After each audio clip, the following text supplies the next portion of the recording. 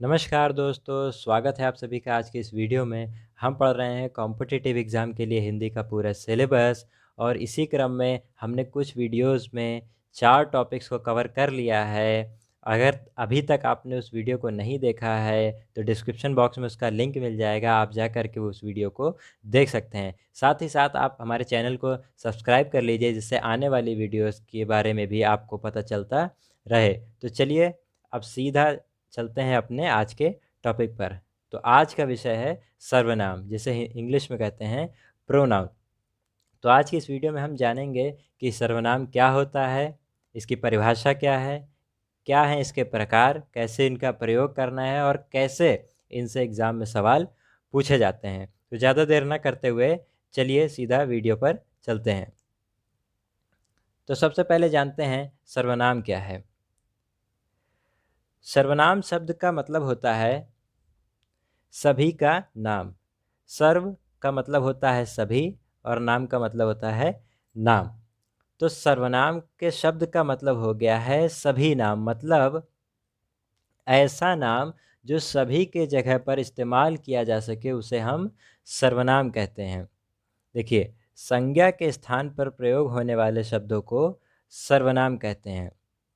संज्ञा शब्दों की पुनरावृत्ति को दूर कर उन्हें अलंकृत करने के लिए सर्वनाम का प्रयोग किया जाता है। तो इसमें हमें 2 बातें समझ में आती हैं। पहली चीज़ कि सर्वनाम वो शब्द होते हैं जो संज्ञा के स्थान पर प्रयोग किए जाते हैं। सर्वनाम वह शब्द होते हैं जो संज्ञा के स्थान पर प्रयोग किए जाते हैं। और दूसरी चीज़ क्या है कि संज्ञा शब्दों की पुनरावृत्ति को दूर करने के लिए सर्वनाम का प्रयोग किया जाता है। तो 2 बातें हमें क्या पता चलती हैं। पहली बात कि सर्वनाम संज्ञा के स्थान पर प्रयोग होने वाले शब्दों को कहा जाता है और दूसरी बात ये है कि संज्ञा शब्दों की पुनरावृत्ति के लिए सर्वनाम का प्रयोग किया जाता है। यानी सर्वनाम का प्रयोग हम इसलिए करते हैं ताकि संज्ञा शब्दों की पुनरावृत्ति का मतलब रिपीटिशन, यानी संज्ञा शब्दों को बार-बार रिपीट न करना पड़े, इसके लिए हम सर्वनाम का प्रयोग करते हैं। उदाहरण के लिए मैं, हम, तुम, वे, वह, यह, आप, ये सभी सर्वनाम शब्द हैं। अब इस परिभाषा को उदाहरण के माध्यम से समझने का प्रयास करते हैं। उदाहरण के लिए देखते हैं, यहाँ पर कुछ वाक्य लिखे हुए हैं। पहला, पेड़ पौधे प्रकाश संश्लेषण की क्रिया से ऑक्सीजन मुक्त करते हैं। पेड़ पौधे पर्यावरण को संतुलित बनाए रखते हैं। पेड़ पौधे विभिन्न जीवों को आश्रय प्रदान करते हैं। पेड़ पौधे भूरक्षण को रोकते हैं। पेड़ पौधे हमें फूल, फल, दवाएं, इमारती लकड़ी आदि हमें देते हैं। अब आप इसमें देख रहे होंगे पेड़ पौधे एक संज्ञा शब्द है जो बार बार रिपीट हुआ है। हर वाक्य में हम बार बार पेड़ पौधे कर रहे हैं। तो अब हम सर्वनाम का प्रयोग करके इसको कैसे इस वाक्य को सुंदर बना सकते हैं, देखते हैं। जैसे अब हम सर्वनाम का प्रयोग करेंगे तो कहेंगे पेड़ पौधे प्रकाश संश्लेषण की क्रिया से ऑक्सीजन मुक्त करते हैं। दूसरे वाक्य में हम कहेंगे वे पर्यावरण को संतुलित बनाए रखते हैं। वे विभिन्न जीवों को आश्रय प्रदान करते हैं। वे भूक्षरण को रोकते हैं। उनसे हमें फल फूल एवं दवाएं, लकड़ी इत्यादि मिलता है। तो यानी जो संज्ञा शब्द यहाँ बार बार रिपीट हो रहे थे, पेड़ पौधे जिनकी पुनरावृत्ति हो रही थी, उनको इन सर्वनाम यानी वे और उनसे का प्रयोग करके हमने इनके रिपीटिशन को रोक दिया। तो जो 2 बातें हमने परिभाषा में पढ़ी थी, आइए एक बार फिर से देखते हैं उसको।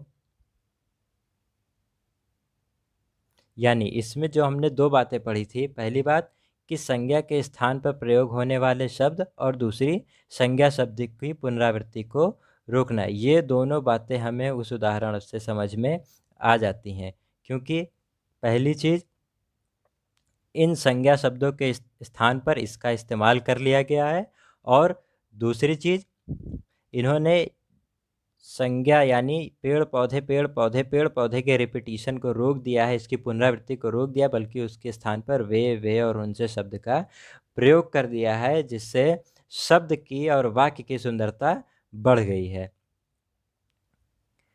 आइए अब देखते हैं सर्वनाम के प्रकार को। तो सर्वनाम के 6 प्रकार हैं। पुरुषवाचक सर्वनाम, निजवाचक सर्वनाम, निश्चयवाचक सर्वनाम, अनिश्चयवाचक सर्वनाम, प्रश्नवाचक सर्वनाम और संबंधवाचक सर्वनाम। अब इनको हम आगे डिटेल में पढ़ते हैं। तो सबसे पहला है पुरुषवाचक सर्वनाम। जिन सर्वनाम शब्दों का प्रयोग वक्ता द्वारा खुद के लिए या दूसरों के लिए किया जाता है उसे पुरुषवाचक सर्वनाम कहते हैं। सबसे पहले तो पुरुषवाचक नाम से बिल्कुल भी इस बात को लेकर के कंफ्यूज नहीं होना है कि पुरुष का मतलब मेल है। यहाँ पर पुरुष का मतलब मेल से बिल्कुल भी नहीं है। यानी यहाँ पुरुष का मतलब जो है वो एक व्यक्ति के लिए किया जा रहा है, यानी पुरुष का इस्तेमाल यहाँ पर एक व्यक्ति के रूप में किया जा रहा है। यानी जिन सर्वनाम शब्द का प्रयोग वक्ता द्वारा खुद के लिए, यानी जो भी वाक्य को या बोल रहा है उसके द्वारा खुद के लिए उस शब्द का प्रयोग किया जाएगा या दूसरों के लिए उसका प्रयोग वह करेगा। यानी वक्ता या बोलने वाला जो भी व्यक्ति है वो उसका प्रयोग खुद के लिए करेगा या दूसरे के लिए करेगा। उदाहरण से इस बात को समझते हैं। जैसे मैं और हम, कोई भी वक्ता जब बात बोलेगा तो अपने लिए वो मैं या हम शब्द का प्रयोग कर सकता है। अगर वह अकेला है तो मैं का प्रयोग करेगा, अगर वो ग्रुप है तो वो हम का प्रयोग करेगा। उसी तरह तुम और आप शब्द का प्रयोग वह सामने सुनने वाले के लिए कर सकता है, और यह, वह, ये, वे, इन शब्द का प्रयोग वह किसी तीसरे व्यक्ति के लिए कर सकता है। इसका मतलब पुरुषवाचक सर्वनाम में 3 तरह के सर्वनाम हमको देखने को मिलते हैं। आइए इसको समझते हैं। तो पुरुषवाचक सर्वनाम के भेद क्या हैं? सबसे पहला, उत्तम पुरुष।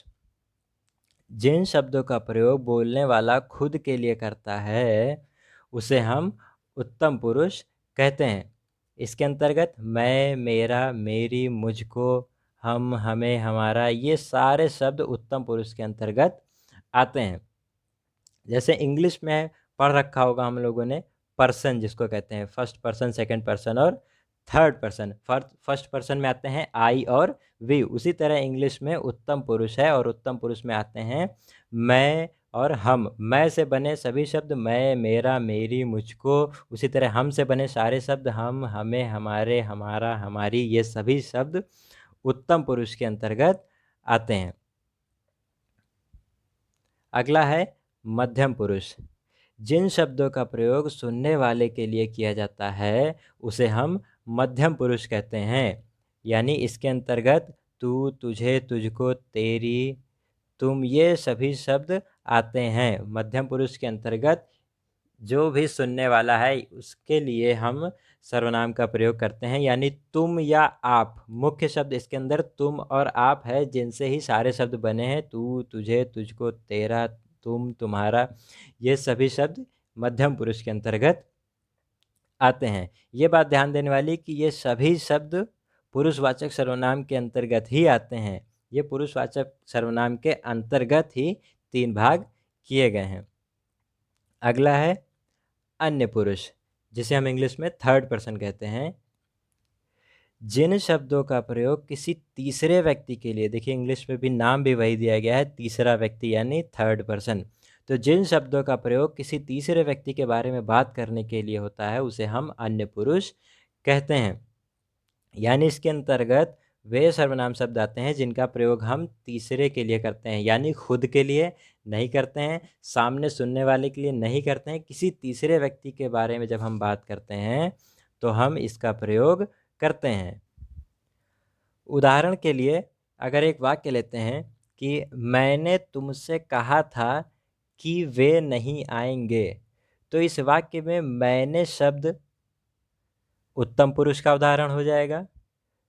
आगे है मैंने तुमसे कहा था कि वे नहीं आएंगे, तो मैंने तो उत्तम पुरुष का उदाहरण हो गया, तुमसे मध्यम पुरुष का उदाहरण हो गया, कहा था कि वे, तो ये वे जो हो गया ये अन्य पुरुष का उदाहरण हो गया। मैंने तुमसे कहा था कि वे नहीं आएंगे, तो मैंने शब्द का प्रयोग वक्ता ने खुद के लिए किया, तुमसे शब्द का प्रयोग सुनने वाले के लिए किया, और वे नहीं आएंगे का जो वे शब्द है वो किसी तीसरे व्यक्ति के लिए किया।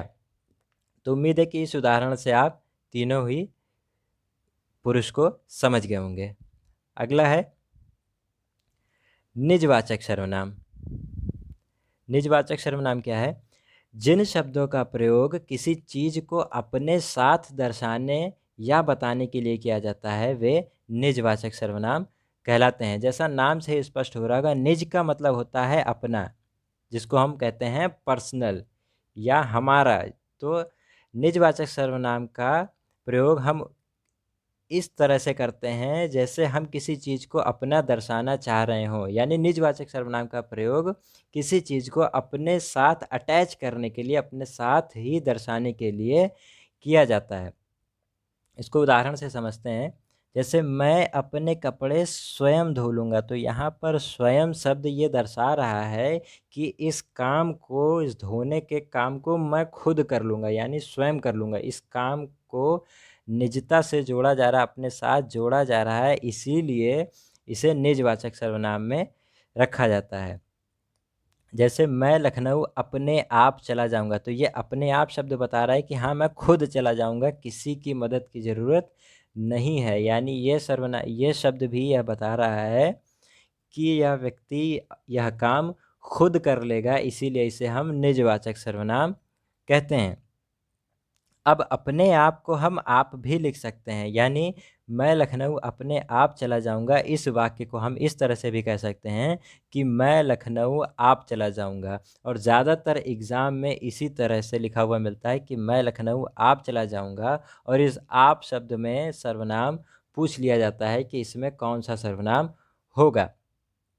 तो जैसा कि अभी हमने पुरुषवाचक सर्वनाम में पढ़ा था, तुम या आप जैसे शब्दों को हम पुरुषवाचक सर्वनाम की श्रेणी में रखते हैं। यानी मैं, तुम, आप, ये, वे, इन सभी शब्दों को हम पुरुषवाचक सर्वनाम में रखते हैं, जिसमें से तुम और आप को हम मध्यम पुरुष में रखते थे। लेकिन यहाँ पर जो आप शब्द है वो निजवाचक सर्वनाम है। इसका अंतर किस तरह से समझेंगे?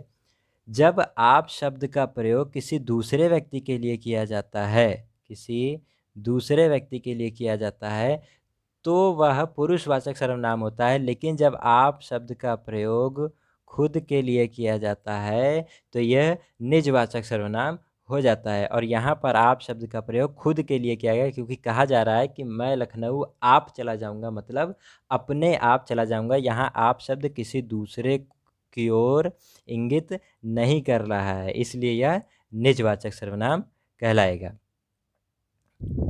जैसा कि नोट में लिखा हुआ है, जहाँ केवल आप शब्द का प्रयोग श्रोता के लिए हो, यानी सुनने वाले के लिए होता है, वहाँ वह शब्द पुरुषवाचक सर्वनाम में मध्यम पुरुष होता है। यानी आप शब्द का इस्तेमाल सामने वाले के लिए किया जाएगा, तब ही हम उसको पुरुषवाचक सर्वनाम कहेंगे। और जैसे जिस तरह से यहाँ पर आप शब्द का प्रयोग हो रहा है, अगर खुद के लिए आप शब्द का प्रयोग हो रहा है, तो हम उसे निजवाचक सर्वनाम की श्रेणी में रखते हैं। अब देखते हैं अगला प्रकार। अगला है निश्चयवाचक सर्वनाम। जो सर्वनाम शब्द किसी व्यक्ति, वस्तु आदि की ओर निश्चयपूर्वक संकेत करे, वे निश्चयवाचक सर्वनाम कहलाते हैं। यानी कि निश्चय का, पहले तो निश्चय का अर्थ जानते हैं। निश्चय का अर्थ होता है किसी चीज़ की ओर डिसीजन लेना, यानी निश्चय का मतलब होता है डिसीजन लेना, डिसाइड करना। और दूसरा निश्चय का एक और मतलब होता है कि किसी चीज़ को क्लियर करा देना। तो यहाँ पर निश्चय का मतलब डिसीजन ना हो करके क्लियर करना है। कैसे है, इस बात को अब हम उदाहरण से समझते हैं। देखिए, उदाहरण के लिए, यह मेरी कार है। यानी यह शब्द स्पष्ट कर रहा है कि कार जो है वो मेरी है। कार तो बहुत सारी हैं, लेकिन यह शब्द बता रहा है कि यह कार मेरी है। इसलिए ये शब्द क्लियर कर दे रहा है कि कौन सी कार, यह कार मेरी है। उसी तरह, वह मोटर बाइक तुम्हारी है। यानी बोलने वाला वक्ता जिस बाइक की ओर इशारा कर रहा होगा कि वह मोटरसाइकिल मेरी है, वही मोटरसाइकिल वक्ता की होगी। यानी ये वह शब्द इस चीज़ को निश्चित कर रहा है, इस चीज़ को क्लियर कर रहा है कि मोटरसाइकिल, कौन सी मोटरसाइकिल, वह मोटरसाइकिल मेरी है। उसी तरह पुस्तकों के लिए, ये पुस्तकें मेरी हैं। यानी कि यहाँ पर बोलने वाला इस बात को स्पष्ट कर रहा है कि पुस्तक, लेकिन कौन सी पुस्तक? ये पुस्तक मेरी है। इसीलिए इस तरह के सर्वनाम को हम निश्चयवाचक सर्वनाम कहते हैं। और जैसे कि मैंने बताया, निश्चय का मतलब यहाँ पर डिसाइड करने से नहीं, यहाँ पर निश्चय का मतलब क्लियर करने से है। यानी यह शब्द यह क्लियर कर देता है कि मोटर बाइक, लेकिन कौन सी? वह मोटर बाइक। पुस्तकें, लेकिन कौन सी पुस्तकें? ये पुस्तकें। मिठाइयाँ, लेकिन कौन सी मिठाइयाँ? वे मिठाइयाँ मेरी है। यानी यह निश्चित करा देता है कि हम किस चीज़ की बात कर रहे हैं। अब देखते हैं अगला। अगला है अनिश्चयवाचक सर्वनाम। जैसा कि नाम से ही पता चल रहा है, निश्चय का बिल्कुल उल्टा। तो अब देखते हैं परिभाषा इसकी। जिन सर्वनाम शब्दों के द्वारा किसी निश्चित वस्तु, व्यक्ति, स्थान आदि का बोध नहीं होता है, वे अनिश्चयवाचक सर्वनाम कहलाते हैं। यानी कि अभी हमने निश्चयवाचक में देखा था कि वह स्पष्ट कर देता है कि यह चीज़ ही मेरी है। वह किसी एक पर्टिकुलर चीज़ की ओर इंगित करते, कन्फर्म करता है कि हाँ, ये मेरी है, ये वह निश्चित कर देता है। लेकिन अनिश्चयवाचक सर्वनाम में यह निश्चित नहीं हो पाता है कि आखिर किसके विषय में बात की जा रही है। उदाहरण के लिए समझते हैं। जैसे मुझे कुछ खाना है, कोई आ रहा है, मुझे बाजार से कुछ लाना है। इन सभी उदाहरणों में एक शब्द ऐसा है जो अनिश्चितता को दिखा रहा है। जैसे मुझे कुछ खाना है, तो क्या खाना है? कुछ खाना है। लेकिन ये क्लियर नहीं हो पा रहा है कि क्या खाना है, मतलब कुछ भी मिल जाए खा लेना है। यानी ये शब्द स्पष्ट नहीं कर रहा है कि क्या खाना है, बस ये बता रहा है कि कुछ खाना है। उसी तरह कोई आ रहा है, कौन आ रहा है, ये बात निश्चित नहीं है, ये बात अनिश्चित है कि कौन आ रहा है। लेकिन इतना तो पता है कि कोई आ रहा है, इसलिए इसे अनिश्चयवाचक सर्वनाम कहते हैं। उसी तरह मुझे बाजार से कुछ लाना है, क्या लाना है यह स्पष्ट नहीं हो पा रहा है, लेकिन हाँ, कुछ लाना है।